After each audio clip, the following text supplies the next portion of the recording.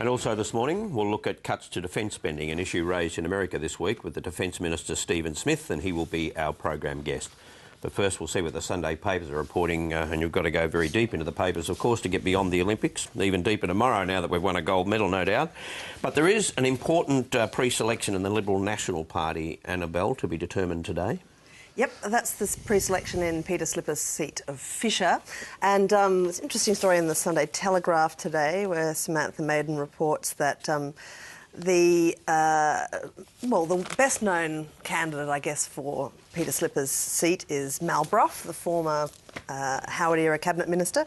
But he's being challenged by James McGrath, who is the campaign director and state director of the Queensland Liberal Party. He used to be the deputy national director under in Malcolm Turnbull's period of leadership nationally. He's a bit of a poster boy in Queensland these days. He's done very well at the federal 2010 election and also at the recent Liberal state election, and has chosen to contest the seat of Fisher and take on Mal Brough rather than any other seat.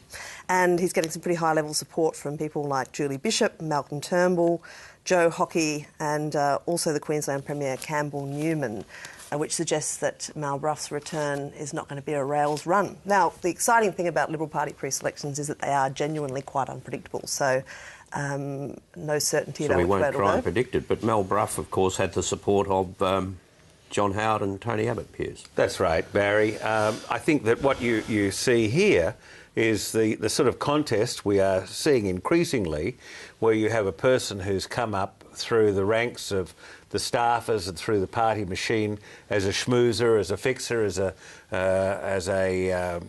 tactician. Tactician, what he is. Apparatchik, as Gerard correctly says, opposed to an individual with a very sound record, a very respected record, and with the backing of the most respected Prime Minister since Menzies. It's very hard to tell which way you're going here, Piers. Right, Could you clarify? Annabelle. Well, stay with me. This isn't a cooking show. So Piers. I think that this is what the pre-selectors will have to weigh up. And it is going to be a very long thing because there are an extraordinary number of candidates putting The other thing that they'll have to weigh up, and I'll get your views on this, Jared, but that's on the question of whether Mal Brough's involvement in the Peter Slipper matter will be an issue. Yes. And whether that be on their minds. This is what Tony Abbott had to say about that. I think that he's been very upfront about his involvement. He went public with his involvement, and I think that in the end the pre-selection is a matter for the pre-selectors, but I want to make it clear that Mal has been very upfront about his involvement in this. Now, he was upfront about some of his involvement, but of course, as the story continues on, we hear more about it all the way along. Yes, he's had some involvement. I don't think there's any great causal relationship here because everyone understands that Peter Slipper was never going to win this seat, so in a sense that's off at the margin.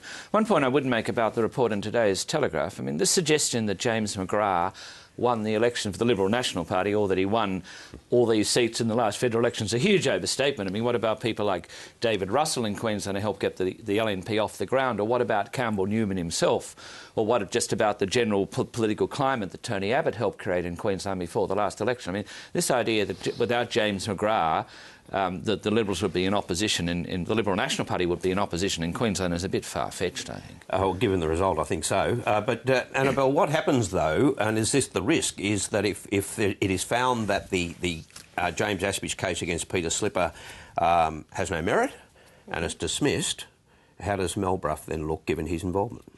Well, it doesn't affect his candidacy for the Liberal National Party. I mean, I think, as Jared points out, Slipper was in the departure lounge in that sense before the allegations from James Aspey came up. I mean, a certain amount of opprobrium attracts itself to him for kind of putatively crossing the floor and becoming the Deputy Speaker anyway. So, I mean, it doesn't mean anything for Mal Brough if he were in terms of his capacity to be the Liberal pre-selected candidate for Fisher. I think that depending on which way the court goes on all of the government's assertions about this, conspiracy to stain the political reputation or bring down the Speaker, I think on balance you'd rather not be involved in that sort of discussion or case, but I don't think there's any question of I think Bruff's involvement has been to give Ashby the advice that he needs a legal opinion. And that strikes me as being perfectly sound. And Barry, I'm sure it's the sort of advice that you would give a fellow who claims that he was sexually harassed by a prominent individual. I mean, you're not equipped and I'm not equipped, and so you say, go and see a lawyer. Now, I think once you get to the point where you're forwarding people's CVs around and that sort of thing, I'm not saying that there's any particular offence. I'm not saying it's an offence. I'm just saying that there are plenty of people in the Liberal National Party there who wisely decided to steer away from that because it's sticky. It gets sticky, and you're probably best not being openly associated. And why Mel Bruff? You could have gone to any one of hundreds of people. Why Mel Well, he Bruff? would have known Mel Bruff as a high-profile former member for that area. It's not unusual to do that. And as for sending CVs around, I mean, we all do that. I mean, I've sent a few CVs around in my time to help people out. If you think they're good people, there's nothing particularly wrong with that. I mean, the whole point was that Slipper was never going to win this seat. So I don't understand why this is particularly relevant. All right, well, and we will move on that note. That's the Sunday papers, and we'll go straight to our program guest now, the Defence Minister, Stephen Smith. He's just back from the United States, and he joins us now from Perth.